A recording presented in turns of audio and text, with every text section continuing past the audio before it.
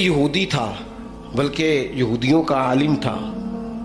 اس نے ایک دن حضرت بلال حبشی سے کہا کہ مجھے پتہ چلا ہے کہ آپ حضور کے مہمانوں کے لیے سارے بندوبست کرتے ہیں اور بعض اوقات آپ قرض بھی لیتے ہیں، تو میرے پاس کچھ اضافی پیسے پڑے ہوتے ہیں، مجھ سے قرضہ لے لینا. حضرت بلال نے کہا ٹھیک ہے، قرضہ اس سے لے لیا. ایک مقررہ میعاد، ایک وعدہ اس کے ساتھ طے ہو گیا. سیدنا بلال حبشی رضی اللہ تعالیٰ عنہ نے وہ پیسے لا کے مہمانوں پر خرچ کر دیے. ابھی اس وعدے میں نا پیسے لوٹانے میں کچھ دن باقی تھے. نبی کریم علیہ السلام، سیدنا فاروق اعظم، چند اور صحابہ مدینہ منورہ کے ایک چوک میں موجود تھے، تو وہ یہودی مطالبہ کرنے آ گیا. آپ کو میری پوری بات کی سمجھ آ رہی ہے؟ یعنی ابھی جو معاہدہ ہے، جو طے شدہ تاریخ ہے، اس میں دن باقی ہیں. اس نے آ کے کہا میرے پیسے دیں.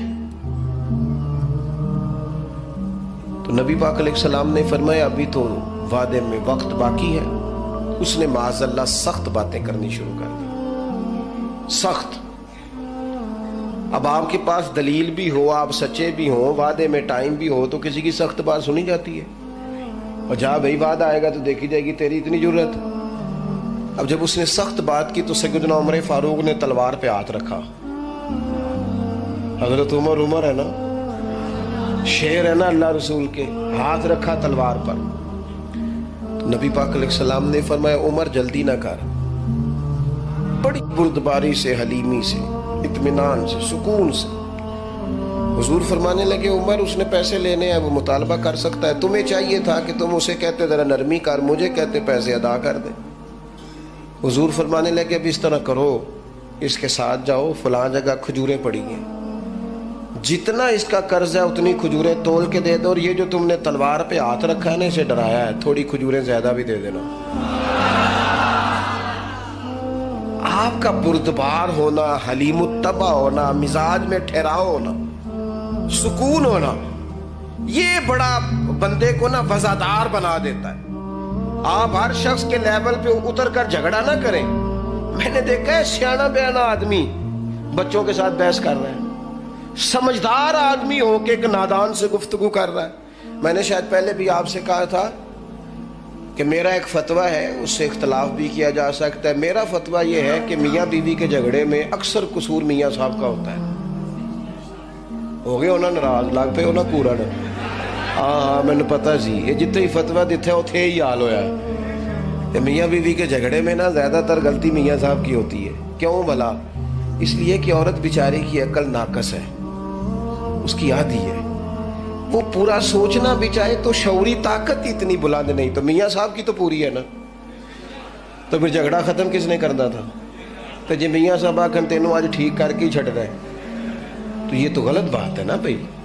آپ یہ دیکھیں کہ اللہ تبارک و تعالیٰ نے مرد کو عورت پر افسر بنایا ہے. آپ کو چاہیے تھا آپ کا حوصلہ بھی بڑا ہوتا، آپ دلیر ہوتے، بڑی ساری غلطیاں درگزر کرتے، محبت کا لہجہ اختیار کرتے. آپ کو یہ حق حاصل نہیں تھا کہ آپ بے جا سختی کرتے. آپ کی توجہ ہے میری بات پر؟ نبی پاک صلی اللہ تعالی علیہ وسلم نے کمال بردباری کے ساتھ فرمایا کچھ زیادہ بھی. حضرت عمر ساتھ لے گئے، کھجوریں تول تول کے دی. حضرت عمر کہتے ہیں اب حضور کا حکم تھا تھوڑی زیادہ بھی دی، لیکن وہ سیدنا عمر کے مزاج میں جلال تھا. فرماتے ہیں وہ مجھے کہنے لگا عمر ایک بات کرنی تھی. کہتے ہیں مجھے غصہ تھا، میں اس کو پر نرمی کاری نہیں رہا تھا. میں نے کہا جی کیا بات کرنی تھی؟ کھجوریں لے جائیں، آپ کا کام ہو گیا. کہتے ہیں وہ کہنے لگا عمر میرے دوست میرے اوپر سختی نہ کر، میرا مسئلہ سمجھ. میں نے کہا وہ کیا؟ کہنے لگا میں یہودیوں کا عالم ہوں، تورات جانتا ہوں.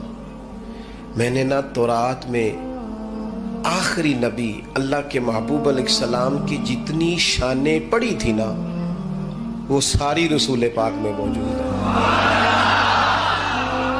ایک شان میں نے یہ حضور کی پڑھی تھی کہ وہ بڑے حلیم ہوں گے، بڑے بردبار ہوں گے، ان کے مزاج میں کمال حوصلہ ہوگا، اور جتنا جتنا کوئی جہالت کرتا جائے گا محبوب کی بردباری اتنی بڑھتی جائے گی. عمر میں نے جان بوجھ کے قرضہ دیا تھا، باقی ساری شانیں دیکھ لی تھی، یہ میں دیکھنا چاہتا تھا. میں نے قرضہ بھی جان بوجھ کے دیا، وقت سے پہلے بھی جان بوجھ کے آیا، سخت باتیں بھی معاذ اللہ کی. لیکن جب رسول پاک صلی اللہ علیہ وسلم کی بردباری، حوصلہ اور وفاداری دیکھی تو عمر اب تو مہربانی کرنا، مجھے لے چلنا